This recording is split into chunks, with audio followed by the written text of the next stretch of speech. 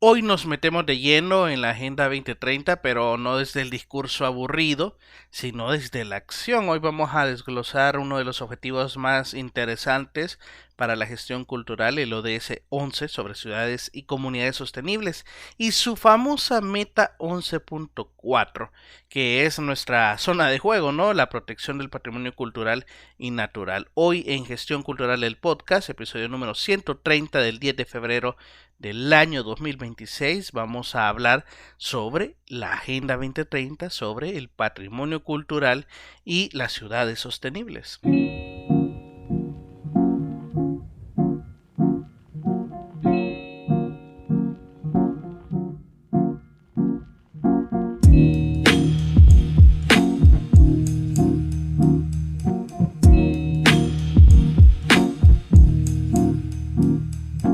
¿Qué tal, colegas de la cultura? Les doy la bienvenida a Gestión Cultural, el podcast, un programa traído a ustedes por acultura.org. Mi nombre es Alejandro Carrá y hoy estoy con un tema súper interesante, súper fascinante sobre las ciudades sostenibles y el patrimonio cultural, uno de las metas más importantes quizás de los ODS, o quizás no más importantes, sino que más conflictivas, esa creo que es la palabra correcta, más conflictivas, puesto que poder crear una ciudad sostenible, pero que al mismo tiempo vigile, ¿no?, la conservación del patrimonio cultural es uno de los desafíos más importantes, ¿no?, en la gestión cultural. Así que es un tema que pues nos toca estudiar y nos toca estar pendientes de ello. Pero antes compartirles, ¿no?, que tenemos abierto el Diplomado en Cooperación Internacional de la Cultura. Ya quedan como 4 espacios, creo, así que estoy súper feliz de poder haber abierto ese diálogo, ¿no?, que tendremos sobre la cooperación internacional de la cultura. Así que si quieren saber más pueden inscribirse en https, ¿no? Toda la URL a cultura.org pleca cooperación. O no sé qué me pasa, que estoy un poco también, este día he andado un poco como somnoliento, un poco cansado. He tenido un inicio de año bastante cansado, la verdad, pero súper emocionado de estar acá. Pues bien, este tema me parece muy... No sé cuál sería la palabra correcta. Quizás tendría un detalle un tanto polémico, quizás, puesto que el patrimonio cultural usualmente no se acompaña muy bien de la población. Es decir, aquí hay una vertiente del estudio del patrimonio, sobre todo de la conservación, es que pues hay que protegerlo de tal forma que no se visite básicamente, ¿no? Que hay que encerrarlo en una cajita, en una burbuja, de tal manera que pues solo sirva para estudiarlo, para aprender de él, pero no necesariamente para hacer turismo de él. Sin embargo, pues esto es complicado porque las ciudades cada vez van más al crecimiento. De hecho, hay algunos estudios que auguran, ¿no?, que para el 2050 el 70% de la población mundial va a habitar en las ciudades, e incluso hay algunos estudios que consideran que el 85% de las poblaciones para el 2050 de Sudamérica van a vivir en las ciudades. Entonces, esto pues creo que es un problema, no solo en el tema de pues de vivienda, de conurbación, de gentrificación, de los cambios que puedan haber en las ciudades, sino que también del patrimonio cultural que puede verse en grandes problemas, ¿no? A la hora de tener esta cantidad de personas que se van a movilizar, ¿no?, a las ciudades, que en realidad más que un pronóstico es casi un hecho, ¿no? Un gran abrazo desde Venezuela, querido Alejandro. Maravillosa temática, tremendamente polémica, importante de tratar. Gracias, tener un abrazo hasta allá Venezuela. Pues entonces la verdad es que es difícil para las personas de la gestión cultural tener un equilibrio en esto. Por un lado, pues permitir siempre que el patrimonio cultural esté accesible a las personas, pero también protegerlo de, no quiero decir una invasión, pero sí básicamente de una muy mala administración que pudiese existir cuando todas las personas nos empecemos a vernos encontradas, ¿no?, en la ciudad. Y para ello, en la Agenda de Desarrollo Sostenible hay un objetivo muy curioso, en el objetivo número 11, que es Ciudades Sostenibles, precisamente, la meta número 4, que habla sobre redoblar esfuerzos para proteger y conservar el patrimonio cultural. Esta es una meta muy curiosa porque a pesar de que es la única meta que es exclusivamente de cultura, ¿no? Ningún objetivo de desarrollo sostenible es exclusivo de la cultura, y entre las metas hay algunas que tengan que ver con la gestión cultural, pero únicamente sobre cultura es esta meta, ¿no? La 11.4. Y lo interesante es que es una meta que habla sobre el gasto, habla sobre la inversión, ¿no? Porque te dice que se debe de redoblar los esfuerzos, y estos esfuerzos los traduce en un indicador que es precisamente aumentar el gasto en tanto el sector público como el sector privado. Y dice que es el gasto per cápita, es decir, por cada persona, no en un promedio, sobre, pues eso, la salvaguardia o la inversión del patrimonio cultural. Y esto es complicado, ¿por qué? Porque habría que sacar algunos indicadores, algunas estadísticas que usualmente no están disponibles. Por un lado, bueno, el sector público, ¿no? ¿Qué significaría aumentar el presupuesto? ¿Qué significaría redoblar el presupuesto? Y más cuando hablamos per cápita, ¿no? Ahí incluso estuve viendo algunas estadísticas interesantes, que cada país tiene como no hay políticas unificadas en Latinoamérica, por ejemplo, sobre patrimonio cultural. Estaba viendo que el presupuesto de cultura de México, por ejemplo, para patrimonio es de un 20% nada más. Y esto que ponerle que ahí incluye el patrimonio cultural material e inmaterial. Sin embargo, hay otros países como Ecuador que supera el 75%, ¿no? El presupuesto de cultura para patrimonio exclusivamente. ¿Por qué? Porque hay países que, pues, digamos, su enfoque va más a las industrias culturales y creativas o a la promoción del arte que a la protección del patrimonio. Pero ahí entramos en un gran debate. Si se quiere proteger el patrimonio cultural, ¿cuánto se tiene que aumentar el presupuesto de cultura? Y aquí viene el gran reto, ¿no? Que al final no se puede aumentar el presupuesto cultural si hay problemáticas de nuestros países que son más urgentes, ¿no? Como emergencias sanitarias, emergencias de educación, ahora con el cambio climático, que de hecho esto es algo bien interesante. El cambio climático está siendo una de las grandes amenazas para la protección del patrimonio cultural.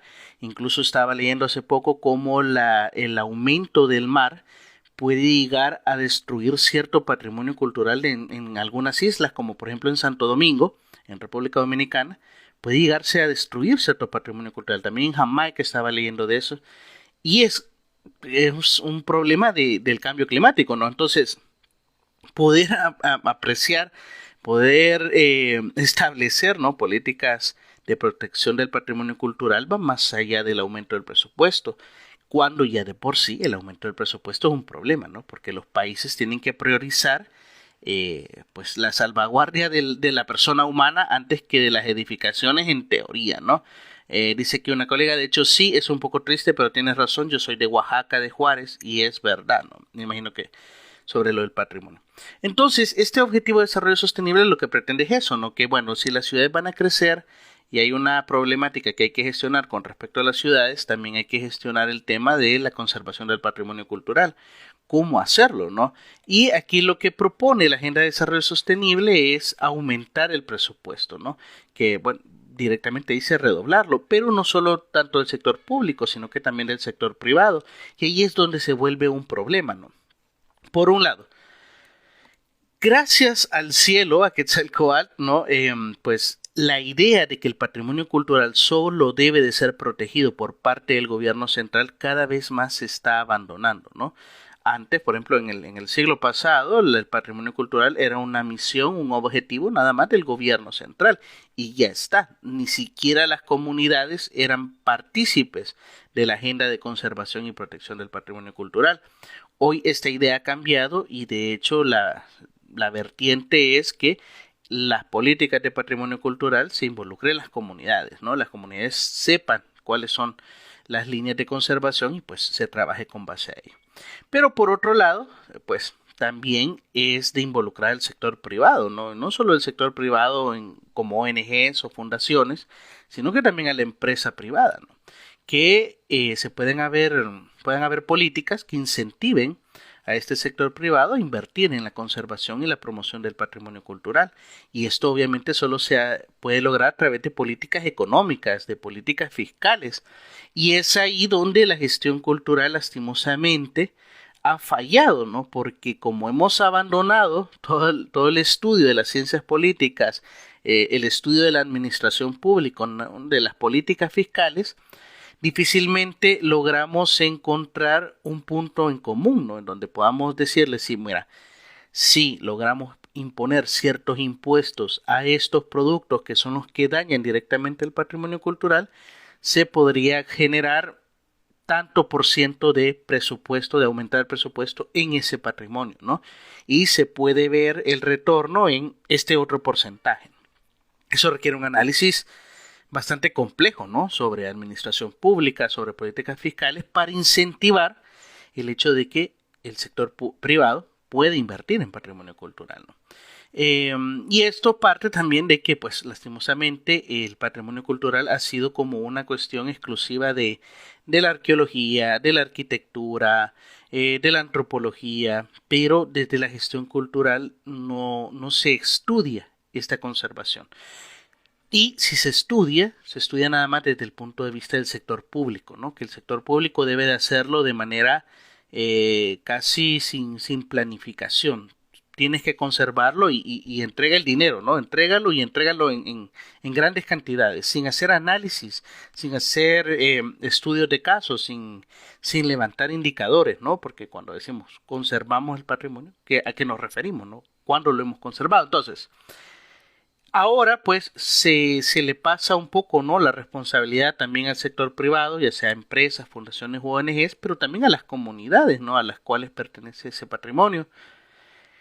Cuando lleguemos a esta cantidad de ciudadanos, ¿no?, y ciudadanas que se encuentren atrapados en esta urbe, ¿cómo vamos a proteger el patrimonio? Ya de por sí la gentrificación, que es un tema bastante sensible para la protección del patrimonio, es pues difícil de manejar, ya no digamos cuando la propia población comience a migrar a las ciudades, lo cual ya es casi un hecho, ¿no? Cuando esto pase, no solo vamos a tener este problema sobre vivienda, sobre seguridad, sino que también el patrimonio, que se vea enfrentado a una especie de gentrificación de la propia población, ¿no? Que la población le guste visitar esa ciudad, pero no solo le guste, sino que decida mudarse a ella. Y eso implique que el patrimonio se vea arriesgado, ¿no? Entonces, ¿cuáles pueden ser las políticas que ayude el Estado no solo a proteger el patrimonio, sino que a empoderar a las propias ciudades de proteger ese patrimonio? ¿Por qué? Porque a la hora de generar esa migración, ¿no?, a la hora de que suceda esa migración más bien, ¿qué va a evitar que un grupo de personas no esté de acuerdo en destruir cierto patrimonio con el fin de que se construya un edificio de apartamentos que va a ayudar a bajar los costos de vivienda, por ejemplo? ¿Cuál sería el freno ahí? Es decir, si la población está exigiendo la destrucción de cierto patrimonio para la construcción de un edificio que cumpla ciertas necesidades, el gobierno quiere quedar bien con esa población por una cuestión más popular, ¿verdad?, más política que otra cosa, ¿qué evitaría que se destruya ese patrimonio? Y es poco a poco el tema que se va a ir dando, ¿no? Al final, que el patrimonio cultural haya quedado nada más en las manos de personas intelectuales, pero no se haya llegado a la población, no se haya traducido a la población el beneficio que tiene la proteger el patrimonio cultural, ha sido uno de los grandes problemas y de los grandes retos que va a pasar cuando suceden estas grandes migraciones, ¿no?, que está sucediendo poco a poco. Entonces, ¿cómo hacerlo, no? He ahí la importancia que de la gestión cultural se estudie este tema, y no se estudie nada más desde el punto de vista de la conservación, ¿no?, de que nadie entre a este espacio cultural, sino más bien de la promoción del patrimonio cultural. Las personas no deberían de ver los edificios como edificios sin vida, o los espacios, ¿no?, como espacios sin vida, sino que cuentan una historia detrás, y es ahí donde los proyectos culturales de conservación del patrimonio cultural deberían de tener este lado de promoción, ¿no?, de hacer conocer la historia de estos sitios para que las personas puedan empoderarse. Si no, pues ya para el 2030, que se prevé que van a ser uno de los grandes auges, ¿no? Aumentos de la migración de las personas a las ciudades, pues vamos a empezar a ver, ¿no? La desaparición y la destrucción o la modificación de sitios de patrimonio cultural en las propias ciudades, ¿no? Ya no digamos con el patrimonio material, ¿no? Que ese es otro tema que es curioso porque la Agenda de Desarrollo Sostenible solo toca el tema de patrimonio edificado, ¿no? Del patrimonio material, pero no toma en cuenta, al parecer, ¿no? Aquí, al patrimonio inmaterial, que también es importante conservar. Así que nada, eso es más que todo lo que quería traer como un poco de debate sobre qué va a pasar, ¿no? A la hora de que nuestras ciudades exploten y el patrimonio cultural quede a expensas no solo de políticas públicas que respondan a medidas populistas, ¿no?